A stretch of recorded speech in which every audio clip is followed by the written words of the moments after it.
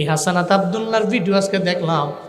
উনি তো দেবীর দ্বারের এমপি পদপ্রার্থী, মানুষের দ্বারে দ্বারে যায়। ফজরের নামাজ পড়ে একটা মাদ্রাসা মসজিদ থেকে বের হইলেন। সব মাদ্রাসার হুজুরেরা ওনার হাতের মধ্যে কেউ আতর দেয়, কেউ মেসোয়াক দেয়, কেউ তাসবিহ দেয়, আবার হাতের মধ্যে কেউ টাকা দেয়, যার পকেটে যা আছে দিয়া দেয়। চিন্তা, আপনি যদি আমার লিডার হন, নেতা হন, তাহলে আমার দেশের উপকার হবে, আমার উপজেলার উপকার হবে। ইতিপূর্বে বাংলাদেশের কোনো মানুষ তো এটা দেখে নাই। কেন দেখলো? কারণ যারা চিন্তা করে ক্ষমতা আল্লাহ পাক দিতে পারে, আবার আল্লাহ চাইলে তো এই ক্ষমতা আমার দরবার থেকে কেড়ে নিতে পারে। আমি জনগণের ভালোবাসা নিয়ে এই জনগণ থেকে যদি আমি নির্বাচিত হয়ে যাইতে পারি, তাহলে আমি তো সমাজের জন্য কাজ করলে চিরজীবন মানুষ আমারে মনে রাখবে। এই মনে রাখবেন, যেই লিডার, যেই নেতা এই চিন্তা নিয়ে ঘুরে যে আমি মানুষের টাকায় তো আমি লিডার হয়ে যাব, আমি নেতা হয়ে যাব, মানুষকে কেন আমার টাকা দেওয়া লাগবে, আমি এমনভাবে কাজ করব মানুষ আমার উপরে রাজি হয়ে আমারে লিডার বানাবে, আমারে নেতা বানাবে। শরীফ উসমান হাদি রাস্তা দিয়ে হেঁটে যায়, কে জানি পেছন দিক দিয়ে সে প্যান্টের পকেটের মধ্যে টাকা ঢুকাইয়া দেয়। কিরে কিসের টাকা? নির্বাচন করবেন এজন্য টাকা।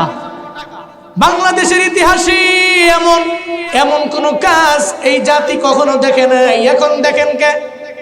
এর মানে হলো, যেই মানুষের মনের মধ্যে চিন্তা ভাবনা হলো আমি লিডার হওয়ার পরে, আমি নেতা হওয়ার পরে আমার দ্বারা কোনো মানুষের কোনো ক্ষতি হবে না, আমি কারো উপরে চাঁদাবাজি করব না, আমি টেন্ডারবাজি করব না, আমি অন্যায় করব না, গরিবের উপরে হামলা মামলা করব না, আমি গরিবদের পিস্তল ঠেকায় টাকা নিব না।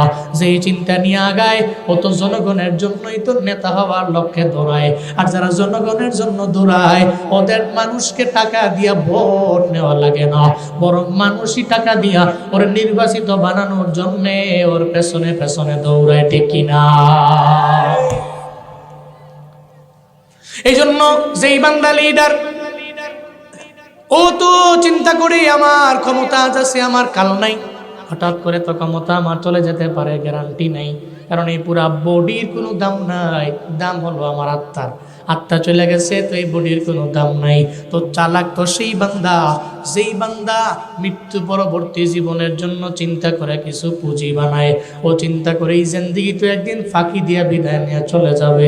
ও আল্লাহর দরবারে চিন্তা করে, আল্লাহ তুমি আমারে শুধু দুনিয়া দাও এমন না, তুমি আমারে দুনিয়াও দাও, তুমি আমারে আখিরাতও দাও, আবার জাহান্নামের আযাব থেকে তুমি আমারে বাঁচাও। ফামিনান নাসি মান ইয়াকুলু রব্বানা আতিনা ফিদ দুনিয়া ওয়া মা লাহু ফিল আখিরাতি মিন খালাক ওয়া মিনহুম মান ইয়াকুলু রব্বানা আতিনা ফিদ দুনিয়া হাসানা ওয়া ফিল আখিরাতি হাসানাতাও ওয়া কিনা আযাবান নার ইন্নাহু কানা গফফারা। আল্লাহ পাক বলেন, রবের নিকট তোমরা ক্ষমা প্রার্থনা করো, যদি করতে পারো আমার আল্লাহ গফফার নামের ওসিলায় জিন্দেগির সব গুনাহকে আমার আল্লাহ ক্ষমা করে দিবে। জিন্দেগির গুনাহ মাফ হয়ে যাবে। তাহলে যার জিন্দেগির গুনাহ মাফ, হাসরের ময়দানে তো ওই বান্দাই তো চালাক বান্দা, গুনাহ নাই, মাফ হয়ে গেল গুনাহ। তাহলে যার গুনাহের পাল্লার মধ্যে গুনাহ নাই, তার নেকের পাল্লায় নেকি আছে না নাই? যার গুনাহের পাল্লায় গুনাহ নাই, নেকের পাল্লায় তো নেকি আছে। মিজানের দাড়ি পাল্লায় যাবে, নেক আমলের পাল্লাটা ভারী হয়ে যাবে। আল্লাহ পাক বলবে, বান্দা তুমি নেক আমলের পাল্লা ভারী করে মিজানের দাড়ি পাল্লায় চলে আইলা, তোমারে আমি আল্লাহ জাহান্নামে দিতে পারি না। আমি আল্লাহর ওয়াদা, নেক আমল করনেওয়ালা বান্দার জন্যই তো জান্নাত। যাও যাও, নেক আমল করার কারণে আমি আল্লাহ তোমার নেক আমলের পাল্লা ভারী হয়ে গেল। জান্নাতের 8টা দরওয়াজা ওপেন আছে, যেই দরওয়াজা দিয়ে মন চায় ওই দরওয়াজা দিয়া জান্নাতে ঢুকে যাও। তাহলে আখিরাতের লাইনটা ক্যাপচার, জান্নাত পেয়ে গেলাম ইস্তিগফারের কারণে। আমার তো আখিরাত লাগবে। এই ঠান্ডার দিনে ঠান্ডা পানি দিয়ে ওযু বানাইয়া ফজরে কেন যান? লাগবে আমার জান্নাত। এই ময়দানে মাহফিল শোনার জন্য কেন আইলেন? কয় লাগবে আমার জান্নাত। এই মাগরিব এশা কেন পড়লেন? কয় লাগবে আমার জান্নাত। জিকির কেন করেন? কয় লাগবে আমার জান্নাত। নবীর উপরে দরুদ কেন পড়েন? কয় লাগবে আমার জান্নাত। নেক আমল কেন করেন? কয় লাগবে আমার জান্নাত। জান্নাতের জন্যই তো বুঝি নেক আমল, জান্নাতের জন্যই তো বুঝি এত আমল। তাহলে জান্নাতের জন্য সকাল সন্ধ্যায় ইস্তিগফারের মাত্রাটা বাড়ায়া দেন, আল্লাহ গুনাহ মাফ কইরা আপনারে জান্নাতে ঢুকাইয়া দিবে। কারণ গুনাহ তো মাফ হয় তাওবা দ্বারা, ইস্তিগফারের মাধ্যমে গুনাহ মাফ হয়ে যায়। ইস্তিগফার ছাড়া, তাওবা ছাড়া জীবনেও কোনোদিন আল্লাহ গফফার নামের খাতিরে আপনার গুনাহগুলোরে আমার আল্লাহ মাফ করবে না। সাত্তার নামের খাতিরে আল্লাহ গুনাহগুলোকে গোপনে রাখলেন, তবে গফফার নামের ওসিলায় গুনাহগুলোরে আমার আল্লাহ মাফ করে দিতে পারে। কিন্তু মনে রাখবেন, আল্লাহ পাকের দরবারে তাওবার ইস্তিগফারের মাধ্যমেই তো আমার আল্লাহ মাফ করে দেয়। আপনি সারা জিন্দেগি লাগে তাওবা করলেন না, ইস্তিগফার করলেন না, আল্লাহর কসম আপনার জিন্দেগির গুনাহ রবের দরবারে মাফ হবে না। আল কাইয়িসু মান দানা নাফসাহু ওয়া আমিলা লিমা বাদাল মাউত। মদিনার নবী কয়, জমিনের মধ্যে ওই উম্মত বড় চালাক যে নিজেরা নিজে চিনল, মৃত্যু পরবর্তী জীবনের জন্য কিছু পুঁজি বানাইল। কিন্তু আমাদের সমাজের চোখে ওই ব্যক্তি চালাক যে দুর্নীতি কইরা বড় লোক হইতে পারে, আরেকজনের টাকা মাইরা দিতে পারে, আরেকজনের উপরে জুলুম করতে পারে, নির্যাতন করতে পারে, মারামারি করতে পারে, ঝগড়া করতে পারে। আমাদের চোখে সে বড় চালাক। মদিনার নবী কয়, চালাক তো সে না, চালাক তো সে যে মৃত্যু পরবর্তী জীবনের কথা চিন্তা করে কিছু পুঁজি বানায়। দুনিয়া পাইয়া আখিরাতে ভুলে না, ওর কাছে দুনিয়া বড় দামি, এমন না আখিরাত ওর কাছে বড় দামি। তবে ও দুনিয়া চায় না এমন না, বরং রবের দরবারে যখন দুনিয়া চায় আখিরাতও চায়। জাহান্নামের আযাব থেকে রবের দরবারে পানা চায়, দুনিয়াও চায় আখিরাতও চায়। জাহান্নামের আযাব থেকে রবের দরবারে পানা চায়। ও জানে দুনিয়া আমার শেষ হয়ে যাবে এমন না, আর দুনিয়া ফানিয়া ওয়াল আখিরাতু বাকিয়া। দুনিয়া তো ধ্বংস হয়ে যাবে, আখিরাত এমন একটা জায়গা বাকি থাকবে, বাকি থাকবে। ওই জায়গায় যেই জান্নাতে যাবে, খালিদিনা ফিহা, জাহান্নামী হয়ে গেলে খালিদান ফিহা, অনন্তকাল থাকবে ওই জায়গা থেকে। কোনোভাবেই তো কোনো বান্দা জান্নাত থেকে বের হতে পারবে না, বের হতে চাইবেও না, আল্লাহ বের করবে না। জাহান্নামের মধ্যে গেলে কয় বছর জ্বলবো এই ব্যাপারে কোনো গ্যারান্টি আছে? এর মানে এটা অনন্তকাল। দুনিয়ার জমিন তো এমন, যেই জমিন 50 বছরের জিন্দেগি, হঠাৎ করে প্রাণ পাখি উড়াল দিয়ে চলে গেলে এরপরে আমার এই বডির কোনো দাম নাই। রুহের বড় দাম, আত্মার বড় দাম, আমার এই বডির কোনো দাম নাই। হঠাৎ করে যদি আল্লাহ কয়, এই মালাকুল মউত বান্দার ভিতর থেকে রুটা বের করে নিয়ে আসো, রুটা নিয়ে চইলা যাইতে দেরি, জুনায়েদ আল হাবিবের নাম তখন বলবে না বক্তা সাহেব রে কবরের মধ্যে নামাও, বলবে জুনায়েদ আল হাবিবের লাশটারে কবরের মধ্যে নামাও। ওদিন কেউ বলবে না সুরুজ মিয়ারে কবরে নামাও, বলবে সুরুজ মিয়ার লাশ কবরে নামাও। যত বড় দামি মাতবুর আর যত বড় সমাজ সেবক আর দানবী যাই হোক না কেন, বলবে লাশ। কারণ ভিতরে রু নাই, এই বডির কোনো দাম নাই রে বাপ। ওই বডির সাথে আপনার বিবিও থাকবে না, ছেলে থাকবে না, মেয়ে থাকবে না। যদি বলা হয় সপ্তাহখানেক সময়, আপনি তো ওনার বিবি ছিলেন, সারা জিন্দেগি লাগায় একসাথে ঘুমাইলেন, এক সপ্তাহ দিলাম, আপনি লাশের সাথে রাতটা কাটাবেন সপ্তাহখানেক সময়। জীবনেও কোনোদিন কোনো বিবি বলবে না আমার স্বামী তো আমার আদরের স্বামী ছিল, আমি টানা এক সপ্তাহ তার লাশের সামনে আমি বসে থাকবো, পারবে না। বলবে এই লাশ কবরের মধ্যে নামাও, দুর্গন্ধ,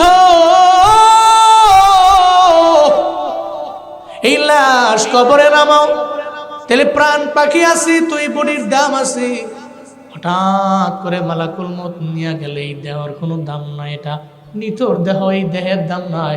এই জন্য তো এই রু ঠিক তো দুনিয়া ঠিক, পুরা শরীরটাই ঠিক, এই আত্মা ঠিক নাই, এর মানে বডিরও কোনো দাম নাই, বডিও ঠিক নাই। মদিনার নবী জানা দেয়, আলা ইন্না ফিল জাসাদি লামুদগাহ ইজা সলুহাত সলুহাল জাসাদু কুল্লু ওয়া ইজা ফাসাদাত ফাসাদাল জাসাদু কুল্লু আলা ওয়া হিয়াল কলব। আল্লাহর নবী বলেন, আলা ইন্না ফিল জাসাদি লামুদগাহ, প্রত্যেকটা দেহের মাঝে আছে একটা গোশতের টুকরা। ইজা সলুহাত সলুহাল জাসাদু কুল্লু, যখন ওই গোশতের টুকরাটা পরিশুদ্ধ হয় তাহলে পুরো বডিটাই পরিশুদ্ধ হয়ে যায়। ওই ইজা ফাসাদাত ফাসাদাল জাসাদু কুল্লু, যখন ওই গোশতের টুকরাটা বিশৃঙ্খল হয়, নষ্ট হয়, তখন পুরো বডিটাই নষ্ট হয়ে যায়। আলা ওয়াহিয়াল কাব, মদিনার নবী জানায়া দেয়, জেনে নাও ওইটা হলো বান্দার কলব, বান্দার অন্তর। এর মানে তোর দেহের দাম নাই, দাম হলো রুহের দাম। যেই বান্দা চালাক, ওই বান্দা জীবনেও কোনোদিনই বডির তাকাব্বুরি করে না, বাহাদুরি করে না, বড়াই করে না। কারণ জানে যদি আমি বড়াই করি, বড়ি তো কবরের মধ্যে চলে যাবে, আমার মরণের পরে কেউ তো আমার নামও মনে রাখবে না। এই জন্য যারা সত্যিকারের নেতা এরা জীবনেও কোনোদিন তাকাব্বুরি করে না। যারা সত্যিকারের দামি খাঁটি বক্তা ও তাকাব্বুরি করতে পারে না। যারা সত্যিকারের আলেম ও জীবনেও কোনোদিন অহংকার করবে না। যারা সত্যিকারের মেম্বার ও জীবনেও কোনোদিন তাকাব্বুরির ভাব নিয়ে চলবে না। যারা সত্যিকারের ধনী আর চালাক ধনী ও জীবনেও কোনোদিন তাকাব্বুরির ভাব নিয়ে চলতে পারে না। কেন পারবে না? ও চিন্তা করে আমি আজ আছি, কালকে তো আমার মরণ হয়ে যাইতে পারে। যার মরণের কোনো গ্যারান্টি নাই, ওর দ্বারা জীবনেও কোনোদিন অহংকার মানায় না। যেই জানে না আমার ক্ষমতা কোন সময় শেষ হয়ে যাবে, ওর দ্বারা তাকাব্বুরি মানায় না।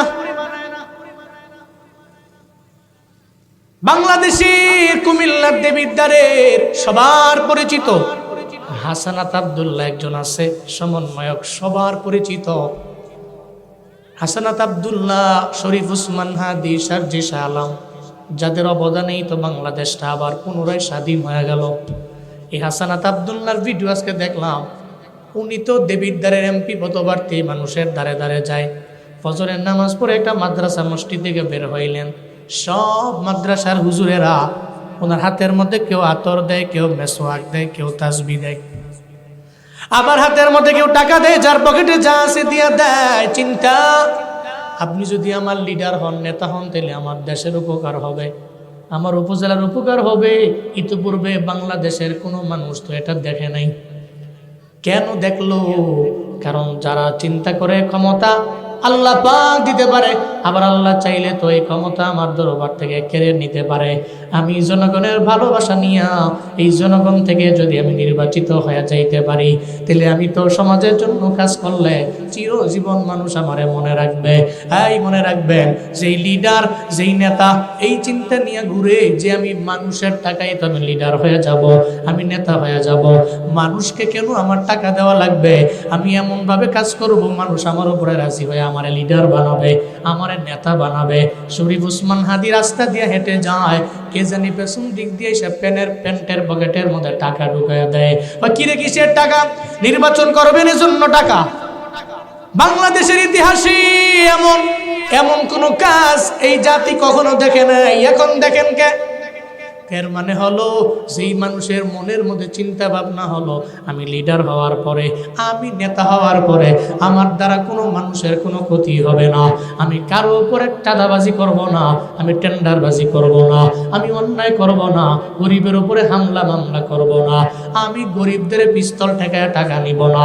যেই চিন্তা নিয়ে আগায় ও তো জনগণের জন্যই তো নেতা হওয়ার লক্ষ্যে দৌড়ায়। আর যারা জনগণের জন্য দৌড়ায় ওদের মানুষকে টাকা দিয়া ভোট নেওয়া লাগে না, বরং মানুষই টাকা দিয়া ওর নির্বাচিত বানানোর জন্য ওর পেছনে পেছনে দৌড়ায়, ঠিক কিনা?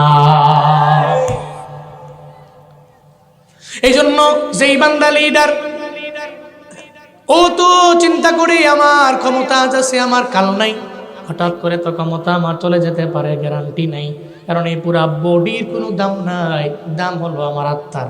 আত্মা চলে গেছে তো এই বডির কোনো দাম নাই। তো চালাক তো সেই বান্দা, যেই বান্দা মৃত্যু পরবর্তী জীবনের জন্য চিন্তা করে কিছু পুঁজি বানায়। ও চিন্তা করে এই জিন্দেগি তো একদিন ফাঁকি দিয়া বিদায় নিয়ে চলে যাবে। ও আল্লাহর দরবারে চিন্তা করে, আল্লাহ তুমি আমারে শুধু দুনিয়া দাও এমন না, তুমি আমারে দুনিয়াও দাও, তুমি আমারে আখিরাতও দাও, আবার জাহান্নামের আযাব থেকে তুমি আমারে বাঁচাও। ফামিনান নাসি মান ইয়াকুলু রাব্বানা আতিনা ফিদ দুনিয়া ওয়া মা লাহু ফিল আখিরাতি মিন খালাক ওয়া মিনহুম মান ইয়াকুলু রাব্বানা آتنا في الدنيا حسنة وفي الآخرة حسنة وقنا عذاب النار। আল্লাহ পাক বলছেন ফামিনান নাসি মান ইয়াকুল, মানুষের মধ্য থেকে এমন কিছু ব্যক্তি আছে যখনই মুনাজাত ধরে বলে আল্লাহ রব্বানা আতিনা ফিদ দুনিয়া, জাস্ট এতটুকুই, এরপর কিছু বলে না। আল্লাহ তুমি এবার দুনিয়াতে দাও, দুনিয়াতে কল্যাণ দাও, দুনিয়াতে সম্পত্তি দাও, শুধু দুনিয়া, শুধু দুনিয়াতেই চায়। আল্লাহ কয় তোরে দুনিয়া দিলেও দিতে পারি, আবার না দিলে তো আর পাচ্ছ না, কিন্তু মনে রাখো ওমা লাহু ফিল আখিরাতি মিন খালাক, তোমার জন্য আখিরাতে বিন্দু থেকে বিন্দু মাত্র পরিমাণ কোনো অংশ নাই। আখিরাতে অংশ নাই, আল্লাহ বলছে অংশ নাই। তা আপনি দুনিয়া পাইছেন, আখিরাতে আল্লাহর পক্ষ থেকে কোনো অংশ পান নাই, আপনি বোকা, আপনি আহমাক, আপনি চালাক না, আপনি দুনিয়ার দিকে তাকায় আখিরাত ভুলে গেছেন। কিন্তু আল্লাহ কয় অমিনহুম, তাদের মধ্যে মাইয়াকুল, কিছু ব্যক্তি এমন আছে যারা বলে রব্বানা আতিনা ফিদ দুনিয়া হাসানা, রব দুনিয়াতে কল্যাণ দাও, ওয়া ফিল আখিরাতি হাসানা, এরপরে আবার বলে আখিরাতেও কল্যাণ দাও, ওয়া কিনা আযাবান নার, জাহান্নামের আযাবের কথা চিন্তা করে এটাও বলে তুমি আমার জাহান্নামের আযাব থেকেও রক্ষা করো। দুনিয়াতেও কল্যাণ, আখিরাতেও কল্যাণ, জাহান্নামের আযাব থেকেও বাঁচাও। আল্লাহর দরবারে তিনটা যে বলে, মুফাসসিরিনে কেরাম বলেন যে দুনিয়া চাইলো সে দুনিয়া পাইলো, অথবা না পাইলো আখিরাত হারাইলো। যে দুনিয়াও চাইলো, আখিরাতও চাইলো, জাহান্নামের আযাব থেকেও আল্লাহর দরবারে পানা চাইলো, তো এর মতো চালাক তো এই পৃথিবীর মধ্যে সেকেন্ড কেউ নাই। ও দুনিয়াও চায়, আখিরাতও চায়, ওর চিন্তা হইলো আমি দুনিয়াতেও কল্যাণকামী হব, আমি আখিরাতেও কল্যাণকামী হব, আমি জান্নাতে যাব, জাহান্নাম থেকে বেঁচে যাব। সে তো চালাক, সুবহানাল্লাহ জোরে পড়বেন না। এর মানে দুনিয়া পায়া, দুনিয়া চায়া আখিরাতের কথা ভুলা যাবে? যাবে? আপনি চালাক তো, যদি চালাক হন তাহলে আপনি দুনিয়াও চাইবেন, আখিরাতও চাইবেন। আর যদি মনে করেন যে আপনি বোকা, আপনি বোকা হইলে খালি দুনিয়াই চান, আখিরাত রবের দরবারে যাওয়ার দরকার নাই। আপনি দুনিয়া পায়া আখিরাতকে ভুলে যান, কারণ আপনি বোকা। আল্লাহ আমাদের সবাইকে সত্যিকারের চালাক হওয়ার তৌফিক দান করেন। আমিন জোরে পড়েন। আপনারা একটু আওয়াজ করে পড়েন তো সুবহানাল্লাহ, আরো জোরে আলহামদুলিল্লাহ, আরো জোরে চিল্লা আল্লাহু আকবার। আমার কাছে মনে হয় ফুলাইনটি জোরে কয়, আর এই জুয়ান লোকটি আসতে কয় না, বুঝইল না, জোরে কোন সুবহানাল্লাহ। আপনারা যারা চেয়ারে বসছেন আপনারা কো লাগবো, আপনারা মনে করতেছে যে আমরা চেয়ারও বসে রয়েছি, আমরা কেন কম এরা কইব না, আমরা জোরে কল লাগবো, আমরা আরামে বইছেন, জোরে কোন সুবহানাল্লাহ। আল্লাহ কবুল করেন, সকলে পড়েন আমিন। তাহলে যারা দুনিয়া এবং আখিরাত চায় তারা চালাক। এবার আসেন, আমি খুতবায় যে তিনটি আয়াতে কারিমা পড়ছি, ওই তিনটি আয়াতে কারিমার প্রথম আয়াতের শর্ত মানতে পারলে বান্দা দুনিয়াও পাবে, আখিরাতও পাবে। দুনিয়া লাগবে আপনার, আপনার আখিরাতও লাগবে। আবার আপনি চালাক, আপনি বোকা না। কোন চালাক? আপনি ইসলামের চালাক। নবীজি যে চালাকের কথা বলছে সেই চালাক। তাহলে আপনার দুনিয়াও লাগবে, আখিরাতও লাগবে। তাহলে দুনিয়া এবং আখিরাতের জন্য কি প্রয়োজন? ফাকুলতুস্তাগফিরু রাব্বাকুম ইন্নাহু কানা গফফারা। আল্লাহ পাক বলছেন দুনিয়া চাও আর আখিরাত চাও, তাহলে শর্ত ইস্তাগফিরু রাব্বাকুম, তোমাদের রবের নিকট তোমরা ক্ষমা প্রার্থনা করো, ইস্তিগফার করো। আচ্ছা বলেন তো, এখানে এই ময়দানে কি আছেন হুজুর আমার জিন্দেগিতে কোনো গুনাহ নাই, আছেন কেউ এখানে? যে জিন্দেগিতে কোনো গুনাহই করি নাই, আমার হাতেও গুনাহ নাই, আমার পাদারও গুনাহ নাই, আমার চোখের গুনাহ নাই, আমার কানের গুনাহ নাই, আমার নাকের গুনাহ নাই, কোনো গুনাহই আমার নাই। এখানে কেউ আছেন এমন? তাহলে সবার জিন্দেগিতে গুনাহ আছে, গুনাহ আছে, অল্প বেশি মোটামুটি গুনাহ আছেই। আমরা গুনাহওয়ালা জিন্দেগি। তাহলে গুনাহওয়ালা জিন্দেগি থেকে বাঁচার জন্য লাগে ইস্তিগফার। আল্লাহ কয় সেই ইস্তিগফার করো। ইস্তিগফার করলে কি ফায়দা? ইন্নাহু কানা গফফারা।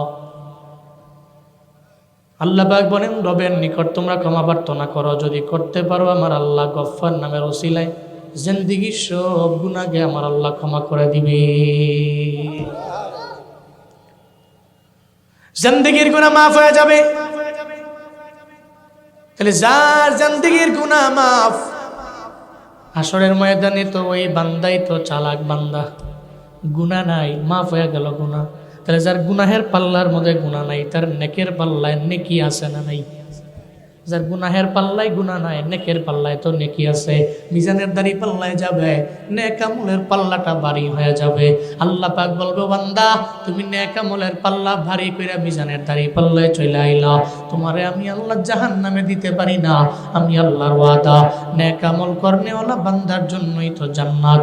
যাও যাও, নেক আমল করার কারণে আমি আল্লাহ তোমার নেক আমলের পাল্লাও ভারী হয়ে গেল। জান্নাতের 8টা দরওয়াজা ওপেন আছে, যেই দরওয়াজা দিয়ে মন চায় ওই দরওয়াজা দিয়া জান্নাতে ঢুকে যাও। তাহলে আখিরাতের লাইনটা ক্যাপচার, জান্নাত পেয়ে গেলাম ইস্তিগফারের কারণে। আমার তো আখিরাত লাগবে। এই ঠান্ডার দিনে ঠান্ডা পানি দিয়ে ওযু বানাইয়া ফজরে কেন যান? লাগবে আমার জান্নাত। এই ময়দানে মাহফিল শোনার জন্য কেন আইলেন? কয় লাগবে আমার জান্নাত। এই মাগরিব এশা কেন পড়লেন? কয় লাগবে আমার জান্নাত। জিকির কেন করেন? কয় লাগবে আমার জান্নাত। নবীর উপরে দরুদ কেন পড়েন? কয় লাগবে আমার জান্নাত। নেক আমল কেন করেন? কয় লাগবে আমার জান্নাত। জান্নাতের জন্যই তো বুঝি নেক আমল, জান্নাতের জন্যই তো বুঝি এত আমল। তাহলে জান্নাতের জন্য সকাল সন্ধ্যা ইস্তিগফারের মাত্রাটা বাড়ায়া দেন, আল্লাহ গুনাহ মাফ কইরা আপনারে জান্নাতে ঢুকাইয়া দিবে। কারণ গুনাহ তো মাফ হয় তাওবা দ্বারা, ইস্তিগফারের মাধ্যমে গুনাহ মাফ হয়ে যায়। ইস্তিগফার ছাড়া, তাওবা ছাড়া জীবনেও কোনোদিন আল্লাহ গফফার নামের খাতিরে আপনার গুনাহগুলোরে আমার আল্লাহ মাফ করবে না। সাত্তার নামের খাতিরে আল্লাহ গুনাহগুলোকে গোপনে রাখলেন, তবে গফফার নামের ওসিলায় গুনাহগুলোরে আমার আল্লাহ মাফ করে দিতে পারে। কিন্তু মনে রাখবেন আল্লাহ পাকের দরবারে তাওবার ইস্তিগফারের মাধ্যমেই তো আমার আল্লাহ মাফ করে দেয়। আপনি সারা জিন্দেগি লাগে তাওবা করলেন না, ইস্তিগফার করলেন না, আল্লাহর কসম আপনার জিন্দেগির গুনাহ রবের দরবারে মাফ হবে না। আপনি বললেন মাফ করে দেন, আল্লাহ মাফ করে দেন, তবে মন থেকে আপনি একনিষ্ঠ দিল নিয়া তাওবা ইস্তিগফার করলেন না, সারা জিন্দেগি লাগে গুনাহ গোপন থাকলো, তবে গোপন অবস্থায় মাফ হয় নাই। কারণ এই গুনাহকে মোচন করার জন্য ইস্তিগফার জরুরি। ওটা তো মুছতে হবে, এই গুনাহগুলো তো আমাকে ঢাকতে হবে। সাত্তার নামের ওসিলা না ঢাকা, তো এটাকে ওখানে তো মুছে ফেলতে হবে। মুছবো কেমনে? কারণ মুছার জন্যই তো লাগবে ইস্তিগফার। আল্লাহ কয় তুমি করো, করতে দেরি আমি আল্লাহ তোমাকে মাফ করতে দেরি করবো না, তুমি করো। আব্দুল কাদের জিলানী রহমাতুল্লাহ আলাইহি একদিন নামাজের মধ্যে যাবে রওয়ানা, ক্ষেতের লাইল দিয়া রওয়ানা, ক্ষেতের আইল দিয়া রওয়ানা, নামাজের মধ্যে যাবে। উনি ক্ষেতের আইল দিয়া যায় আর সামনে একটা কুকুর দাঁড়ায় আছে। আব্দুল কাদের জিলানী বলে আমি নামাজের মধ্যে যাব, কুকুর যদি আমি যাই তাহলে তুমি যদি যাও তাহলে দুইজনে যেতে পারবো না, একজনের নামা লাগবে। এই কুকুর তুমি নেমে যাও, নাইলে আমি তো নামতে হবে। তবে আমি নামলে কাদার মধ্যে নামলে নামাজ পড়তে আমার দেরি হয়ে যাবে, আবার পুনরায় পবিত্র হইয়া আমার নামাজের মধ্যে যাওয়া লাগবে। এই কুকুর তুমি তো পবিত্র, তুমি নেমে যাও, তুমি আমার গায়ের মধ্যে ঘষা দিয়ে দিলে আমি নাপাক হয়ে যাব, আমি নামাজের মধ্যে যেতে পারবো না। এটা বলতে দেরি ওই কুকুরের জবানটারে আমার মাওলা খুলে দিল। মনে রাখবেন দুনিয়াতে সমস্ত প্রাণীরা কথা বলতে পারে, কথা বলতে জানে, যদিও আমাদের বুঝার কোনো ক্ষমতা নাই। আল্লাহ পাক ওলি আউলিয়ায়ে কেরামদের সেই ক্ষমতা দিয়ে দেয় আমার আল্লাহ। আবার আম্বিয়া আলাইহিমুস সালাতু ওয়াস সালাম রে সেই ক্ষমতা দিয়েছে আমার আল্লাহ। বিশেষ করে আমার নবীরে আল্লাহ পাক এমন ক্ষমতা দিয়ে দিছে, উট কথা বলে আমার নবীর সামনে আইসা উটের কথা আমার মায়ার নবী বুঝে। শুধু তাই না, আমার মায়ার নবীরে জঙ্গলে হরিণী আইসা আমার নবীর দরবারে আবদার জানায়, হরিণী কথা বলে আমার নবী কথার জবাব দেয়, হরিণী যা বলে জবাব দেয়, হরিণীরে ছেড়ে দিয়া হরিণীর বড় বিপদ থেকে আমার নবী বাঁচায়া দিতে পারে। এর মানে সবাই কথা বলে, সব প্রাণীরা বলে, আমরা বুঝি না, কিন্তু আল্লাহ যারে বুঝায় সে বুঝে কি বুঝে না। আব্দুল কাদের জিলানীর সামনে কুকুরের জবান আল্লাহ খুলে দিল। কুকুর বলে, আব্দুল কাদের জিলানী নামাজে যাবেন, এই জন্য আইলে থেকে আমার নামাইয়া আপনি নামাজের মধ্যে যাবেন, দাঁড়ান, আপনাকে আমি সাইড দিয়ে দিব নামাজের মধ্যে যাওয়ার জন্য। আগে আমার দুইটা প্রশ্নের সওয়ালের জবাব আমার দিয়ে দেন। এই সওয়ালের জবাব যদি দিতে পারেন, এরপরে আমি আপনাকে পারমিশন দিব, এরপরে অনুমতি দিব। আপনি কি নামাজ পড়তে যাবেন নাকি যাবেন না, এরপরে অনুমতি দিলে আপনি যেতে পারবেন। আব্দুল কাদের জিলানী বলে, কেমন হয়ে গেল, তুমি আমারে বলো না, আমি তো নামাজের জন্য বের হয়ে গেলাম, তুমি নামাজের মধ্যে যাওয়ার ব্যাপারে কেন তুমি প্রতিবন্ধক হয়ে দাঁড়াইলা? ওই আগে আমার দুইটা সওয়ালের জবাব দিয়ে যাবেন, এরপরে আপনি নামাজের মধ্যে যাবেন। কয় বলো তোমার কি প্রশ্ন? কয় নাম্বার 1 প্রশ্ন, আপনি আমাদের বড় ভয় করেন, বড্ড ভয় করেন, এই কারণে আল্লাহ পাক বড় অপবিত্র করে জমিনের মধ্যে আমাদের পাঠাইলো। আমাদের দেহটা অপবিত্র, আমাদের দেহের কোনো নাপাকি অথবা দেহের সাথে ঘষা লাগলে ওই যেই জায়গায় লাগলো, আপনার শরীয়ত কি বলে ওই জায়গা কি দিয়ে কিভাবে পরিষ্কার করা যায় আপনি বলেন না? শরীয়ত বলেন বিসমিল্লাহ 3 বার বলবো, এরপরে আমি পানি দিয়ে পবিত্র পানি দিয়ে ধুয়ে ফেলবো, তাহলে ওই জায়গাটা তো আমার পরিপূর্ণ পবিত্র হয়ে যাবে। আমি আমার এই কাপড় নিয়ে বডির অংশ নিয়ে নামাজের মধ্যে দাঁড়াইলে কবুল হয়ে যাবে। এটা বুঝলাম, কিন্তু বলেন না, তাহলে যদি কোনো বান্দার দিলের মধ্যে ময়লা লেগে যায়, তাহলে ওই দিলের ময়লা কেমনে পরিষ্কার করা যায়? আমি কুকুরের সঙ্গে ঘষা লাগলে যদি আপনার দেহ, যদি আপনার কাপড় যদি পানি দিয়া বিসমিল্লাহ 3 বার বললে ধোয়া যায়, পবিত্র তখন হয়ে যায়। কিন্তু দিলের মধ্যে যদি গুনার ময়লা লেগে যায়, কোনো খারাপির ময়লা লেগে যায়, তাহলে কেমনে কি করবেন আমায় বলেন না? আব্দুল কাদের জিলানী বলে, ও কুকুর, এমন প্রশ্ন তুমি করলা, এর জবাব আমার দরবারে আসি রে। এর জবাব হলো, আমাদের দেহের মধ্যে কোনো নাপাকি লাগলে পানি দিয়ে পরিষ্কার করা যায়, কিন্তু দিলের মধ্যে যদি কোনো ময়লা লাগে, সারা জিন্দেগি লাগে পানি দিয়ে ধুইয়াও তো এই ময়লা দূর করা যায় না। ওই ময়লা দূর করার জন্যই তো লাগবে তাওবা, ওই ময়লা দূর করার জন্য লাগবে আমার মাওলার জিকির, ওই ময়লা দূর করার জন্য লাগবে ইস্তিগফার। যেই বান্দা দিল থেকে তাওবা করবে রবের দরবারে, করতে দেরি হয়ে যাবে, কোনো পানিও দেওয়া লাগবে না, ওই বান্দার দিলটারে, মুর্দা দিলটারে তাওবার মাধ্যমে জিন্দা বানিয়ে দিবেন কি? দিলটা তো মুর্দা, উনি যদি তাওবা করে সারা জিন্দেগি লাগে পানি দিয়া ধুইলেও তো ওই দিল পরিষ্কার করতে তো উনি পারবে না, দিল তো বের করা সম্ভব না। তাহলে পরিষ্কারটা করবে কেমনে? তাওবা দিয়া, ইস্তিগফার দিয়া, জিকিরুল্লাহ দিয়া ওনার দিলটা পরিষ্কার হয়ে যাবে। সুবহানাল্লাহ জোরে পড়বেন না? এরপরে প্রশ্ন নম্বর 2, আব্দুল কাদের জিলানী বলেন তো, আপনি কি জান্নাতি না আমি জান্নাতি? সুবহানাল্লাহ জোরে পড়বেন না? বটে কোশ্চেন, আপনি জান্নাতি না আমি জান্নাতি, আপনি বলেন তো। আব্দুল কাদের জিলানী বলে, তুমি কও তুমি জান্নাতি না আমি জান্নাতি, এটা বলতে পারি না। কুকুর সঙ্গে সঙ্গে জবাব দেয়, আব্দুল কাদের জিলানী, আমরা তো এই পৃথিবীর যত মাখলুক আছে, সমস্ত মাখলুকাতের মধ্যে আমরা অপবিত্র, আমাদেরকে দেখলে ঘৃণা হয়। তবে মনে রাখবেন, আপনারা তো আশরাফুল মাখলুকাত, আমাদের সব মাখলুকের চাইতেও আপনারা দামি। মানুষ দামি না? মানুষ দামি, এটা গরু দামি না, মানুষ দামি, এটা ছাগল দামি না, মানুষ দামি, এটা বকরি দামি না, মানুষ দামি। তাহলে মানুষ যদি দামি হয়, আপনাদেরও বিচারও তো আছে, আল্লাহ আকল দিছেন, বিবেক দিছেন, হাসরের ময়দানে রবের বিচারের কাঠগড়ায় দাঁড়ানো লাগবে। তাহলে একটু বলেন না, ওই বিচারের কাঠগড়া তো আপনার আছে কিন্তু আমার নাই। আমার তো বিচারে কাঠগড়া নাই। যদি আমি সবল হইয়া কোনো দুর্বলের উপরে আক্রমণ করি আসরের ময়দানে, আমার এই হিসাব দেওয়া লাগবে। এরপরে তো আমি নিশ্চিহ্ন হয়ে যাব, আমার জন্য কোনো জান্নাত নাই, জাহান্নাম নাই। কিন্তু আপনাদের জন্য জান্নাত আছে, জাহান্নাম আছে।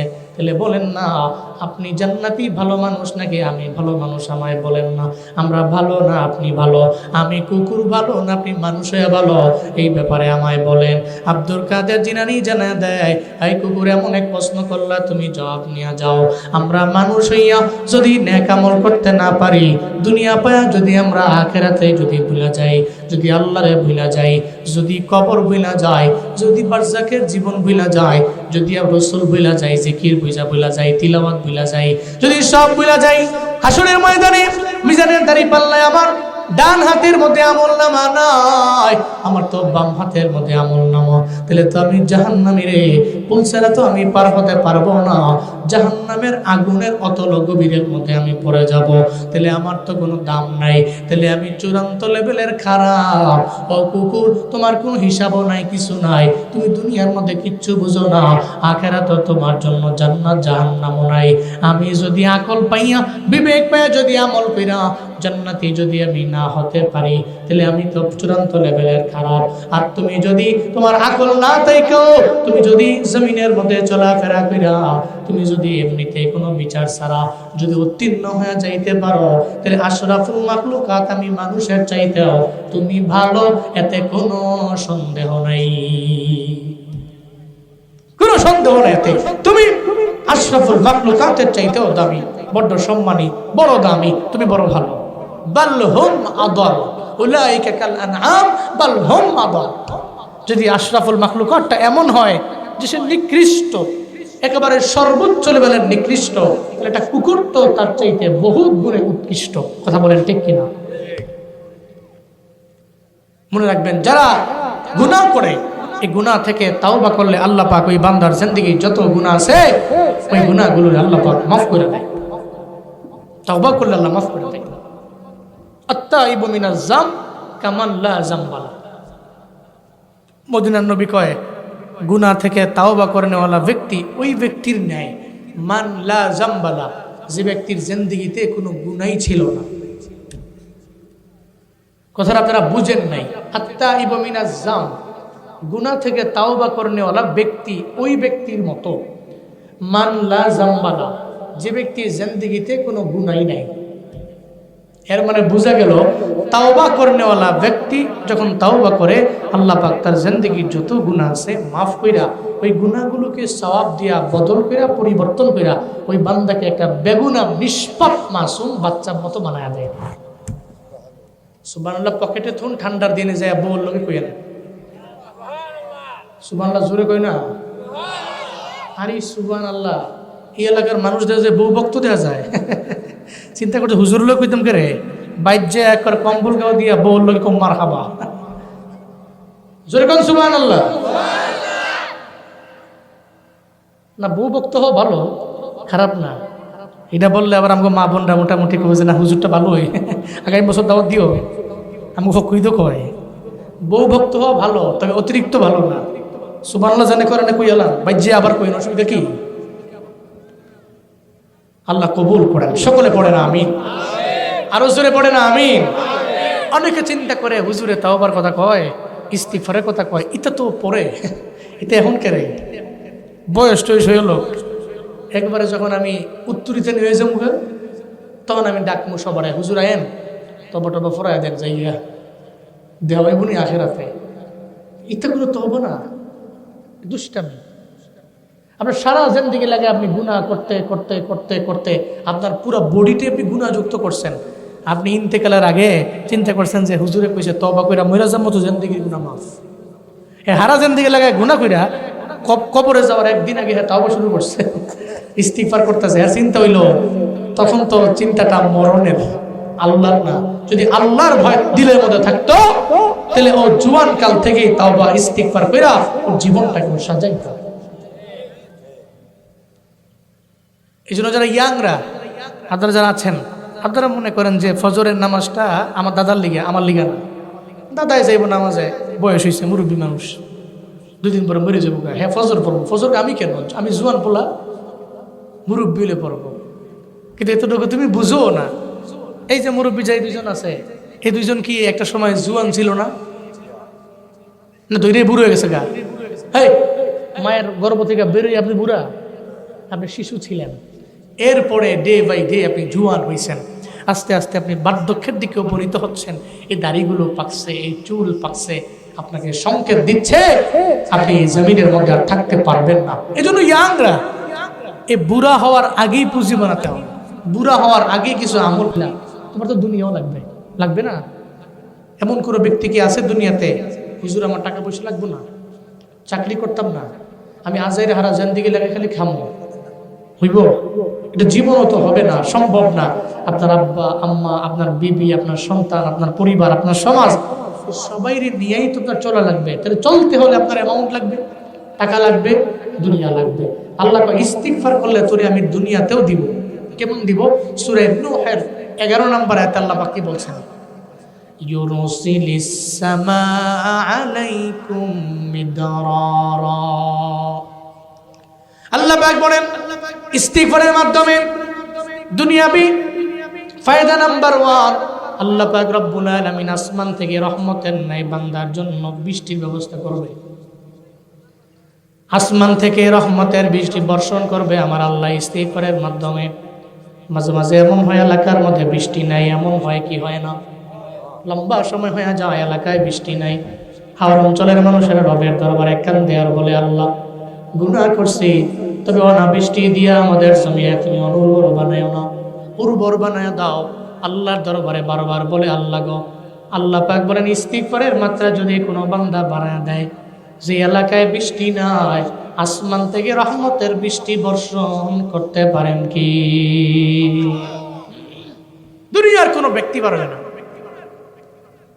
وَلَئِنْ سَأَلْتَهُمْ مَنْ نَزَّلَ مِنَ السَّمَاءِ مَاءً فَأَحْيَا بِهِ الْأَرْضَ مِنْ بَعْدِ مَوْتِهَا لَيَقُولُنَّ اللَّهُ।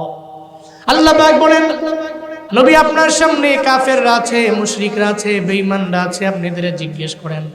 যদি আপনি প্রশ্ন করেন লাইন সালতাহুম মান নাযালা মিনাস সামাই মাআ, আসমান থেকে বৃষ্টি বর্ষণ কে করেন? এরপরে ফাহিয়া বিহিল আরদা মিন বাদি মাউতিহা, এই জমিনটা তো বৃষ্টি না হওয়ার কারণে অনুর্বর হয়ে গেল। এরপরে এই মৃত জমিটারে আবার বৃষ্টির মাধ্যমে পানি দিয়া পুনরুজ্জীবিত কে করেন? যদি আপনি আপনার সামনে থাকা কাফেরদের প্রশ্ন করেন, তারা সবাই জবাব দিয়ে দিবে লায়াকুলুন্নাল্লাহ, এরা জানায়া দিবে আসমান থেকে বৃষ্টি করে না, বর্ষণ করেন আমার আল্লাহ। শুধু তাই না, আবার মৃত জমিটারে এই মিঠামইন এলাকার হাওর অঞ্চলটারে, এই অঞ্চলটারে আবার পানির মাধ্যমে, বৃষ্টির পানির মাধ্যমে মৃত জমি, অনুর্বর জমি উর্বর বানায় আমার আল্লাহ। আল্লাহ পাক বলেন তোমার জমি অনুর্বর হয়ে গেছে, উর্বর বানানোর জন্য তুমি ইস্তিগফার করো, তাহলে আল্লাহ পাক আসমান থেকে বৃষ্টি দিয়া তোমার জমিনটারে উর্বর বানায়া দিবে। এটা দুনিয়াবি ফায়দা, আখিরাতের ফায়দা না, এটা আপনার ফায়দা, দুনিয়াবি ফায়দা। আল্লাহ কয় দুনিয়াবি ফায়দা নাম্বার 1, ইস্তিগফারের কারণে আল্লাহ পাক রব্বুল আলামিন আসমান থেকে রহমতের বৃষ্টি বর্ষণ করবেন। এরপরে আল্লাহ বলেন দুনিয়াবি ফায়দা নাম্বার 2, যেই বান্দা ইস্তিগফারের মাত্রা বাড়ায়া দিবে রে, ইস্তিগফারের মাত্রা বাড়ায়া দেওয়ার কারণে আল্লাহ বলেন ওয়ায়ুমদিদকুম বিআমওয়াল, যেই সম্পদের জন্য, যেই মালের জন্য তুমি দুনিয়াতে এখানে গেলা ওখানে গেলা, মানুষকে মারলা ধরলা, এত এত পাওয়ার দেখাইলা, এত ক্ষমতা দেখাইলা, কত কিছু করলা, যেই সম্পদের কারণে, যেই মালের কারণে ইস্তিগফার করলে আল্লাহ তোমাদেরকে মাল দিয়া সাহায্য করবেন, সম্পদ দিয়ে আল্লাহ সাহায্য করবেন, সম্পদ দিয়ে আল্লাহ সাহায্য করবেন। এর মানে কি বুঝেন? আল্লাহ আপনারে সম্পদ দিবে। দুনিয়ার মানুষ যখন দেয় তখন তো নির্দিষ্ট দেয়, আমার কোম্পানিতে চাকরি করলে তোমার বেতন 20,000, এর থেকে 1 পয়সাও বাড়াইয়া দিবে না। ঈদে আসলে 2 ঈদে তুমি বোনাস পাইলে পাইতে পারো, হাফ পাইবা অথবা ফুল পাইবা, এটা আগেই কমিটমেন্ট করো, আমার সঙ্গে কমিটমেন্টে আসো, এরপরে তুমি আমার কোম্পানিতে জয়েন করতে পারো। তোমাকে নির্দিষ্ট মাসের পরে এই নির্দিষ্ট অ্যামাউন্টটা তোমাকে দেওয়া হবে। এটা জমিনের মানুষ এমনি দেয়, অনির্দিষ্ট দেয় না যে আমার কাছে আছে তো সব দিয়া দিলাম, বিষয়টা এমন না। কিন্তু রব যখন বান্দারে দেয় ওয়ারযুকুহু মিন হাইসু লা ইয়াহতাসিব, এর কোনো হিসাব নাই। সুবহানাল্লাহ পড়বেন না? দিছে তো দিতেই থাকবে, দিতেছে তো দিতেই থাকবে। ওরে সর্বোচ্চ লেভেলের ধনী বানায় আল্লাহ ছাড়বে। কারণ মনে রাখবেন, রবের কাছে যেই ধন ভান্ডার আছে, পৃথিবীর কোনো ব্যক্তির কাছে সেই ধন ভান্ডার আছে নাকি? রিজিকের দায়িত্বভার কার হাতে? জোরে বলেন, কার হাতে? আওয়ামী লীগের হাতে, বিএনপির হাতে, জামাত ইসলামের হাতে, কোন দলের হাতে? কোন দলের হাতে থাকলে ওনার এন্টি যে দল আছে কইতো যে আমার হাতে রিজিকের পাওয়া, চাতুর খানা বন্ধ। হ্যাঁ, এটা কইয়া প্রত্যেকের দরওয়াজা বন্ধ করে দিত যে এর বাইত খানা দেওয়া যাবে না, বন্ধ করে দেয়। এর 10 দিনে না খোয়া মাইরা না। কথা বলেন ঠিক কিনা বলেন? কিন্তু আল্লাহ তো পৃথিবীর কোনো ব্যক্তির কাছে দেন নাই। রিজিকের দায়িত্বভার কার কাছে আছে? কার কাছে? ওয়ামা মিন দাব্বাতিন ফিল আরদি ইল্লা আলাল্লাহি রিজকুহা। আল্লাহ পাক বলেন, এই জমিনে যারাই আছে প্রত্যেকের রিজিকের ব্যবস্থা আমি আল্লাহ নিজেই করে রাখলাম, আমার সঙ্গে রাখলাম, আমার সাথে রাখলাম। যখন যারে যা মন চায় তারে আমি আল্লাহ রিজিক দেই। তবে আমি আল্লাহ যারে মন চায় তারে দেই, যারে মন চায় না দেই না। যারা মন চায় দেই। অহংকারী হয়ে গেলে আমি আল্লাহ আবার কেড়ে নিয়ে যাই। যে শাকির হয় বাড়ায়া দেই, যে কুফরি করে আমি আল্লাহ বাড়ায়া দেই না। তার দরবার থেকে আমি আল্লাহ নিয়ামতগুলোরে কেড়ে নিয়ে চলে যাই। তাহলে বোঝা গেল আমার মাওলা সম্পদ দিতে পারে, আমার আল্লাহ মাল দিতে পারে। ইস্তিগফারের মাধ্যমে আমার আল্লাহ সম্পদ বাড়ায়া দিবে। সম্পদ দিয়া বান্দা আমারে তোমারে সাহায্য করবে। এই ভিটামিনের মুসলমানেরা, আজকে থেকে জন্য নিয়ত করে নিবেন রে বাবা, আপনি তো সম্পদ বাড়ানোর জন্য সুদি লেনদেন করতে দ্বিধা করেন না। আপনি সম্পদ বাড়ানোর জন্য ঘুষ গ্রহণ করেন, সম্পদ বাড়ানোর জন্য আপনি পরিশ্রম করেন। দিনকে দিন বলেন নাই, রাতের রাত বলেন নাই। সম্পদের জন্য, মালের জন্য আল্লাহ পাক এমন একটা জায়গা দিয়ে ঢেলে দিবে আপনি কল্পনাও করতে পারবেন না। আল্লাহ কোন জায়গা দিয়ে আপনাকে সম্পদ দিয়ে বড় ধনী বানায়া দিল। শর্ত হইল সকাল সন্ধ্যা আপনি ইস্তিগফারের মাত্রা বাড়ায়া দেন। আল্লাহর ওয়াদা, আল্লাহর কোরআন সত্য। যদি সত্য হয়ে থাকে, আর যদি আপনিও সত্য মন নিয়া, দিল নিয়া, খলুসিয়াত নিয়া ইস্তিগফার যদি করতে পারেন, আল্লাহ পাক আপনাকে সম্পদ দিয়া সাহায্য করবে। চিল্লা পড়া যাবে কি সুবহানাল্লাহ। তাহলে দুনিয়াবি ফায়দা নাম্বার 1, আল্লাহ আসমান থেকে রহমতের ন্যায় বৃষ্টি বর্ষণ করবে ইস্তিগফারের মাধ্যমে। ফায়দা নাম্বার 2, আল্লাহ পাক মাল দিয়া, সম্পদ দিয়ে সাহায্য করবে। এটা ফায়দা নাম্বার 2। এরপরে ফায়দা নাম্বার 3, সমাজে এরকম বহু লোক আছে, ছেলে নাই, মেয়ে নাই, সন্তান নাই। আছে না নাই? আছে না? বহু লোক আছে, সন্তান নাই, ছেলে নাই, মেয়ে নাই। 5 বছর হয়ে গেছে, 10 বছর হয়ে গেছে, একটা সন্তানের জন্য অনেক পাগলের মতো হয়ে গেছে। এরকম আছে না? আর খালি কান দেয়ার কয়, একটি পুত্র দে রে আল্লাহ, একটি পুত্র দে, কামাই খাইবার আশা নাই রে, আমায় মাটি দিবকে, কামাই খাইবার সাদ নাই রে, আমায় মাটি দিবকে। দেখবেন মা বাবা চোখের পানি ফেলায় কান্দে। 5 বছর হয়ে গেল, ছেলেও নাই, মেয়েও নাই। আল্লাহর দরবারে কান্না, ও আল্লাহ তুমি আমারে ছেলে দাও, মেয়ে দাও। রবের দরবারে আবদার জানায়। আল্লাহ কয়, ও মা বাবা তুমি ডানে বামে দৌড়ানোর দরকার নাই। সন্তান দেওয়ার মালিক আমি আল্লাহ। আমি আল্লাহ যারে দেই তো দেই, আমি আল্লাহ যারে দেই না তো দেই না। তবে তোমার তকদির পরিবর্তন হবে, ভাগ্য পরিবর্তন হবে দোয়া দিয়া। ইস্তিগফারের মাধ্যমে যদি রবের দরবারে দোয়া করো, আল্লাহকে যদি বলতে পারো, ও আল্লাহ আমার জিন্দেগিতে গুনাহের কারণে তুমি নিয়ামত থেকে মাহরুম করো না, আমার ছেলে না দিয়া, মেয়ে না দিয়া, গজবের মধ্যে আমার ফলাইও না রে মাওলা। আমার সন্তান যদি না হয়, কবরের মধ্যে যাওয়ার পরে কি আমারে পারে মাটি দিবে। আল্লাহর ওয়াদা, ইস্তিগফারের মাত্রা যদি বাড়ায় দাও, তাহলে 1 নম্বরে আমি আল্লাহ তো তোমারে আসমান থেকে বৃষ্টি দিলাম, 2 নম্বরে আমি আল্লাহ তোমারে সম্পদ দিলাম, 3 নম্বরে সন্তান নয়, ইস্তিগফারের মাত্রা বাড়ায় দেওয়ার কারণে আমি আল্লাহ তোমারে সন্তান দিয়ে সাহায্য করব। চিল্লা পড়া যাবে কি মারহাবা। আমি আল্লাহ তোমারে ছেলে দিব, মেয়ে দিব, ছেলে মেয়ের মালিক তোমারে বানাবো। এরপরে আল্লাহ পাক রব্বুল আলামিন জানায়া দেয় ওয়ায়াজআল লাকুম জান্নাতিন ওয়ায়াজআল লাকুম আনহারা। আল্লাহ পাক বলেন এরপরে আমি আল্লাহ দুনিয়াতে চলার জন্য তোমার একটা ফলের বাগান লাগবে, ফুলের বাগান লাগবে, একটা উদ্যান লাগবে।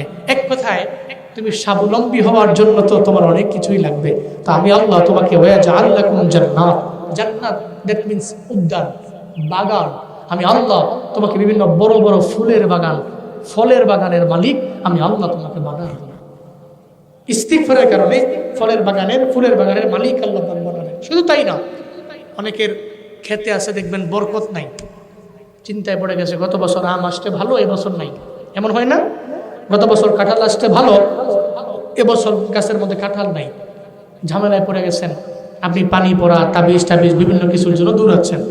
আপনাদের জন্য একটা টিপস আছে, আপনারা কম্পিউটারের দোকানে গিয়ে আস্তাগফিরুল্লাহ আরবিতে লিখে প্রিন্ট করে বের করবেন। এটা নিয়ে আপনার গাছে অথবা খেতে লাগায় রাখবেন। আপনি আসতে যাইতে পড়বেন আস্তাগফিরুল্লাহ, মানুষ যাবে আসবে পড়বে আস্তাগফিরুল্লাহ। যেই ক্ষেতের মধ্যে বরকত ছিল না, আস্তাগফিরুল্লাহর আমলের কারণে আল্লাহ পাক বরকত দিয়ে ভরপুর বানিয়ে দিবেন। ইস্তিগফারের কারণে আল্লাহ পাক ফলের বাগানে, ফুলের বাগানে বরকত দেয় এবং ফলের ফুলের বাগানের মালিক আল্লাহ পাক বানায় দেয়। এরপরে আল্লাহ পাক বলছেন ওয়াজআল লাকুম আনহারা, আল্লাহ পাক আমাকে আপনাকে বিভিন্ন নহরের, ঝর্ণার মালিক আল্লাহ পাক বানায় দিবেন। তো বর্তমানে তো আপনি নহরের মালিক হতে পারছেন না। দেখবেন অনেকে এমন আছে এক একটা নদীর অংশের মালিক সে, আবার এমনও আছে এই ব্যক্তিটা পুকুরের মালিক, খাল বিলের মালিক, ওই অংশের মালিক সে হয়ে গেছে। কেমনে? আল্লাহ কয় তোমারে এমন বানাবো, ইস্তিগফার করো, আমি আল্লাহ বানাবো। এক কথায় মুফাসসিরিনে কেরাম বলেন দুনিয়াতে স্বাবলম্বী হওয়ার লক্ষ্যে, স্বাবলম্বী হওয়ার জন্য ইস্তিগফার করলে আমি আল্লাহ তাকে এই জমিনে চলার মতো যা লাগে আমি আল্লাহ তারে দিয়ে দিব। জমিনে চলার জন্য টাকা লাগে, আল্লাহ কয় তোরে মাল দিয়ে সাহায্য করব। জমিনে চলার জন্য আপনার খেতে কামারে বরকত লাগবে, আল্লাহ কয় তোরে বরকত দিয়ে দিব। জমিনে চলার জন্য তুই একা পারবি না, তোর সন্তান লাগবে, আমি আল্লাহ তোরে সন্তান দিয়ে দিব। যে দুনিয়া আমরা কি চাই? সম্পদ চাই, সন্তান চাই, খেতে খামারে বরকত চাই। এর চাইতে আর বেশি চাওয়ার এই পৃথিবীতে আমার কি আছে? আল্লাহ কয় তুই ইস্তিগফারের মাধ্যমে এই দুনিয়ার সমস্ত কিছু তুই পেয়ে যাও।